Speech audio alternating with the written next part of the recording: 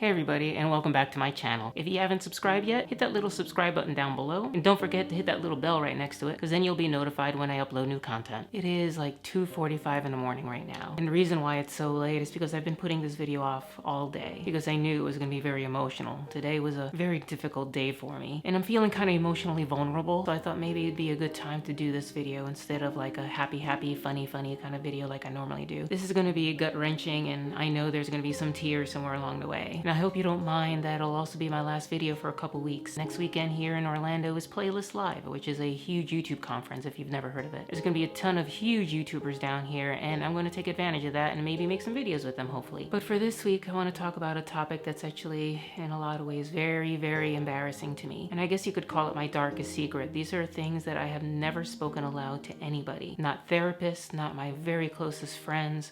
Nobody. To be honest, I'm actually even like a little scared to say them out loud because it's tied into my past shame, and it's maybe even tied into my current issues with intimacy, and it's definitely linked to why I transitioned. Now, I've told parts of these stories in the past, but I'm going to tie them together in a way that I never have before and introduce new things that'll cast them all in a whole new light. First thing you need to know is that I'm a child of the 80s. I was born in 1971, which means I was 9 years old in 1980. And by the time 1989 rolled around, I was 18 and graduating high school. So basically my entire teenage years, my entire adolescence was from 1980 to 1989. And I think I've mentioned before how in the late 1970s, early 1980s, I started noticing girls and how they were different than boys. And the first way I noticed that was actually by looking at ballet classes while I was taking tap dancing. And more than anything, it was the teachers in those classes. They used to wear Leos and tights. And as you know, those clothes are very form-fitting and they reveal the female figure. Curves and hips and breasts and long hair were just so feminine. And the one thing I noticed more than anything was that they were flat in a place that I wasn't flat. And I actually wondered very much how that felt like. It actually gave me a very strong curiosity to know what it was like to be her. And I'm not sure that the average little boy feels this way, but I suspect not. Of course, the 80s were known for aerobics and that entire craze. I'd go to the YMCA where I was in swim classes, and I would peek into the women's aerobics classes, and there were all these women jumping around in all these clothes that I was very curious about, and revealing bodies that I was equally curious about. I wanted to know what it was like to be a woman. And I know I've told this story before, but it led to me asking my mom if she could buy me a boys ballet outfit for Christmas.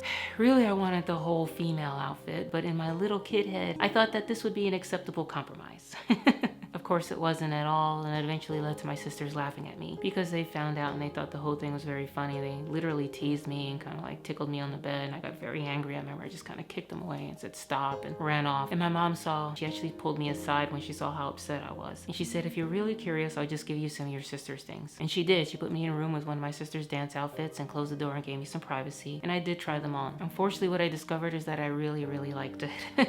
And based on how I'd just gotten laughed at, I knew that it wasn't going to be acceptable for me to say, hey, I wanted to try it again. But one of the reasons I really liked it wasn't just the feeling, and they felt different. I mean, there aren't any clothes that are like that in the male experience. With all the compression of the clothes, it almost seemed like I was flat down there where I was really curious about how it felt. And I wanted to feel that way again, and I wanted to look that way again. But it had also been made plainly clear to me that this was a one-shot deal, that I was going to get one chance to do this and never again. So I did what many transgender girls with sisters have done before me, which is steal my sister's clothes.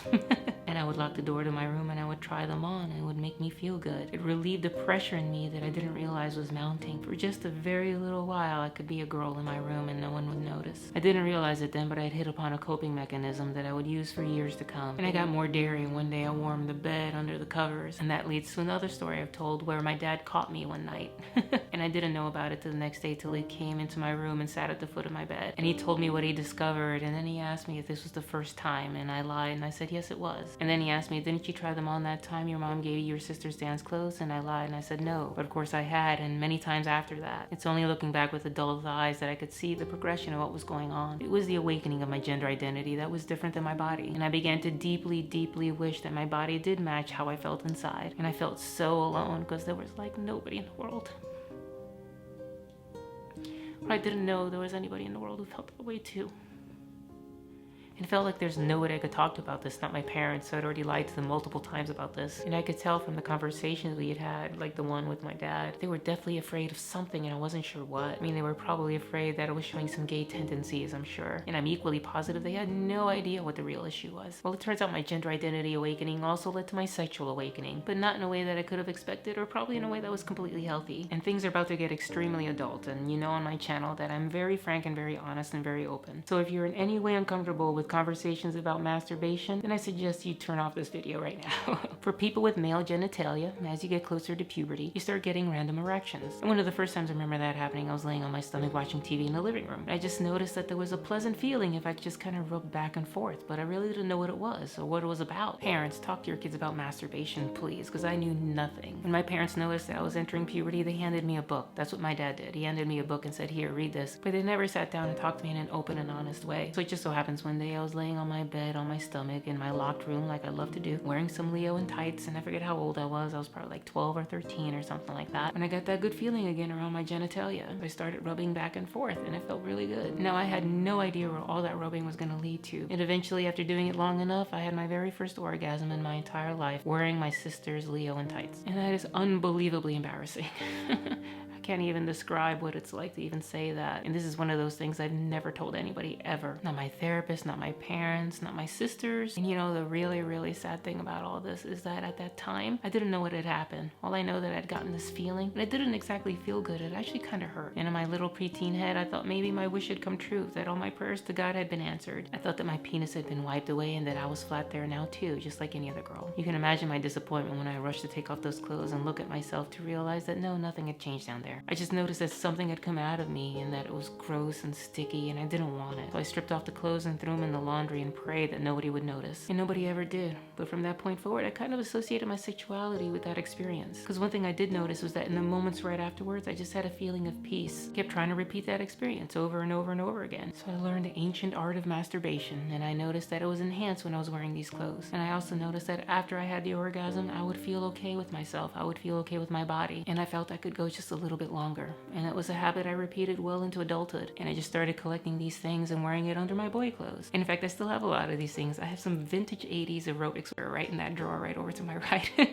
And when I mean into adulthood, I mean right into my married life, all the way through. And yes, eventually my ex-wife did find out, and it wasn't something she really liked so much as tolerated. She really didn't understand the full depth and profound nature it had for me. And to be honest, I really didn't at the time either. I just thought it was something I liked. In fact, I thought it was a fetish. Except that if it's a fetish, it's one I've lost. It's not something that really gives me the same kind of feelings it did before, because I am a woman. And here we get to the toughest part of my story, which is why I transitioned, and what it has to do with everything I've said up to this point. Once we had my son, I really wasn't as free to wear these clothes around the house like I used to before. And as I said, my ex-wife didn't like it very much, so I used to take the opportunity when they were both out of the house to put these clothes on. And the older I got, the more and more I was suffering, the more and more it was just awful. Nothing could bring me joy for long. No matter what toys we got, no matter how much money we had, it didn't matter. It was something my dad even noticed. He would say, "You have everything in the world, why are you so sad?" Because I thought the one thing I wanted more than anything, I could not have. And it turns out I could have it, but not without tremendous sacrifice. Not just changing my old life, but losing my old life. So it was on one of these occasions that my ex-wife took my son and they went out somewhere. And I put on one of my outfits and I was going to enjoy myself when all of a sudden I got a phone call. And it turns out it was my dad.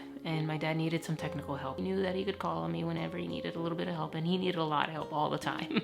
Especially as he got older and he had Parkinson's and he was losing some of his cognitive ability, and it was just really hard to step him through a lot of these things. And all he wanted to do, and I'll never forget this, was save a photo they had gotten in an email as an attachment. The whole family had recently gotten together for my parents' 40th wedding anniversary in New York City. My parents were like up on a little throne. It was so cute. It actually reminded me very much of a wedding reception, actually. So as I was saying, somebody had sent a photo from the event and my dad had wanted to save it to his computer. Me, I was eager to get back to what I was doing, which of course was masturbating, because you don't get very much me time when you're part of a family. But I thought, you know what, this is a really easy thing to do, no problem, 2 seconds and I'll get him his email attachment and he'll be happy. Except it didn't turn out that way. I tried everything. I tried taking over his computer. I tried stepping him through it. I tried all kinds of things. It was an hour worth of this just to save an email attachment. And the more and more I went on, the more and more frustrated I got, the more and more frustrated he got. And of course, there was the time pressure of knowing that my wife and son could come home at any minute. You know, we develop all these coping mechanisms. Some trans people turn to drugs. Some trans people turn to alcohol. Some trans people turn to all sorts of addictions. And I was pretty much addicted to this. There were some times I would do this 2, 3, maybe even 4 times a day if I could. And the funny thing wasn't even about the orgasm. It was about the feeling after the orgasm. So of course, as inevitably happened, as I'm talking my dad through this and he hasn't quite gotten there yet, I hear the garage door start to open. My wife was coming back with my son. And of course, while my ex-wife knew that sometimes I dressed up like this, my son didn't. And there was no way I could let him see me this way. And I was upstairs and I needed to go all the way downstairs and run into the bedroom before he walked in through the door. So the garage door is going up, the garage door is going up. I could hear the car pulling in and my dad is still not getting it. And by that that point, I'd passed frustration into a little bit of anger, and I'm sure it was bleeding into my voice. It was anger about my immediate need that I couldn't fill, anger that my dad couldn't get this one simple thing that any one of us could have done easily, anger at a frustrated life, and an anger that I wasn't the way that I wanted to be. And I look back at that with so much shame because it was so selfish. So I ended up hanging up on my dad. I said, Dad, I gotta go. And he was like, but, and I hung up the phone. And what I didn't know was that those were the last words I'd ever say to my dad.